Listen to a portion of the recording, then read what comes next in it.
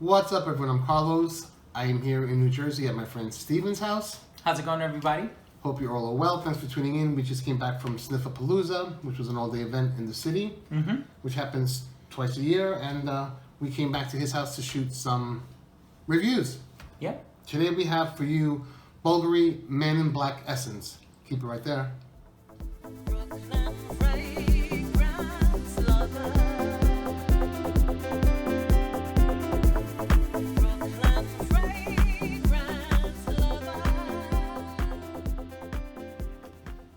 I'm sure you're all familiar with the Man in Black series. It was a very popular fragrance, right? It really was, yeah. Happens to be one of my favorites, so. There's quite a few. Yeah. We're a little confused on the how many issues have been released, but the original Bvlgari Man came out in 2010. Correct, yeah.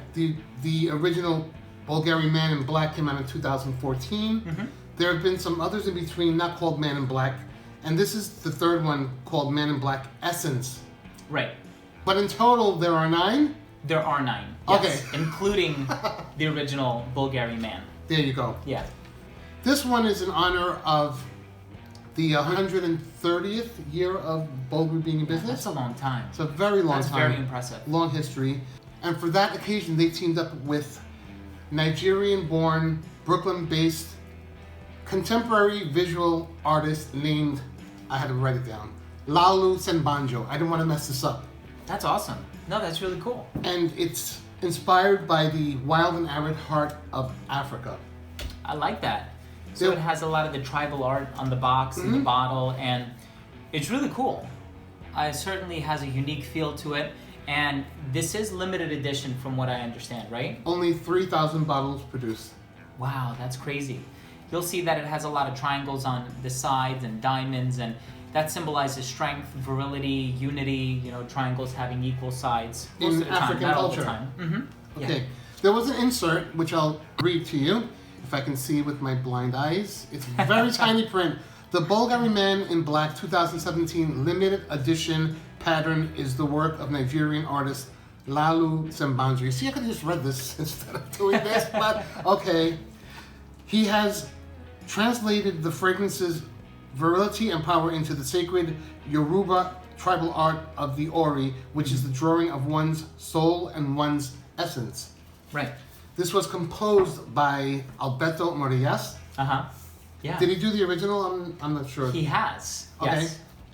So again, commissioned once more to do this one, and this one, the only differentiation in the name is that it has essence at the end, and just like the original, as well as the original Bvlgari Man with the clear bottle, it has the component on a cap where you just turn it, it clicks closed. I did not know this. It's awesome. So just in case you happen to be traveling with it, if you turn it, you won't be able to press down. So I'm going to reapply just so I can get a fresh introduction of the scent. And I've got some on here.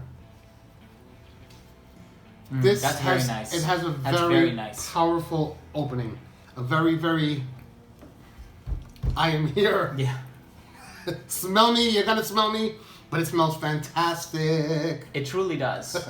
It opens up with that boozy rum note. Yes. And it has a little bit of bitter orange, but it's cleaned up in the mid.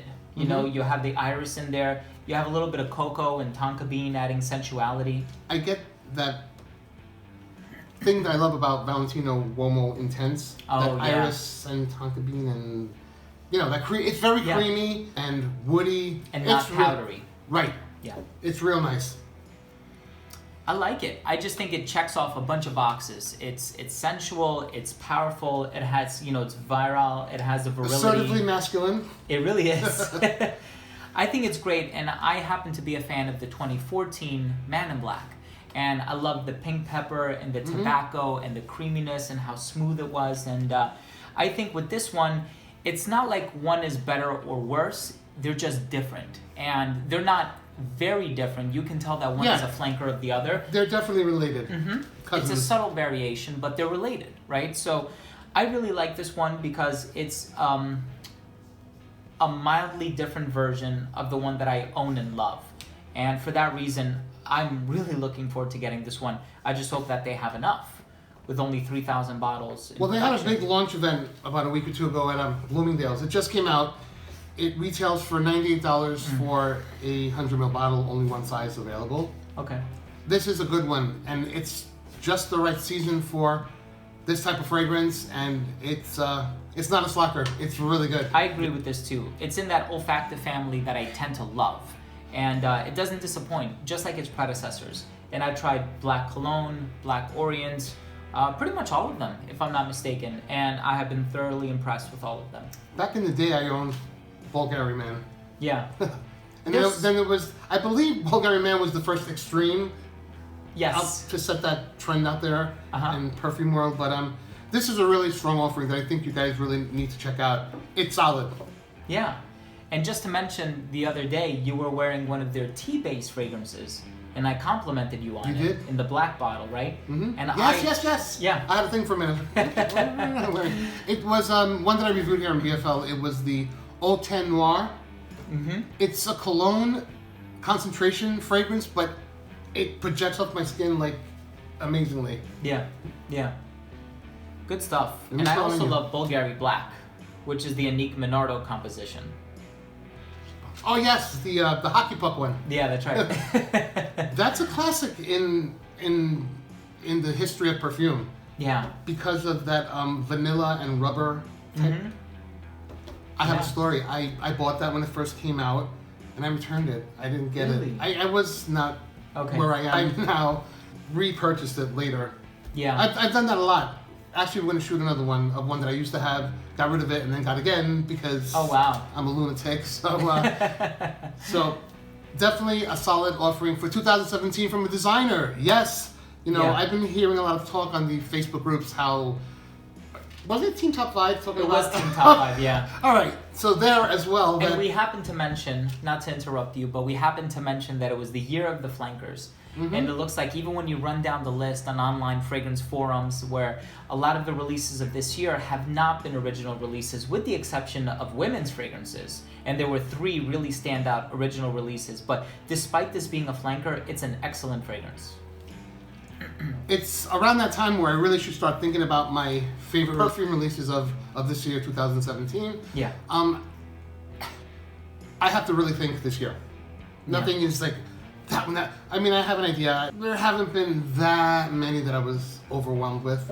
Right. But this is in high tier for me. So with that being said, I would love to offer a 10 ml decant to one lucky subscriber. All you have to do is subscribe to Brooklyn Fragrance Lovers, subscribe to Steven if you haven't already. Thank you.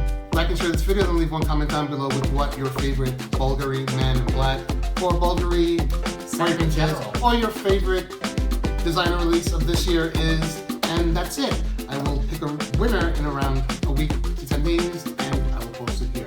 Thank you so much for watching. Hope you all are well, and we'll see you in the next video. Take care.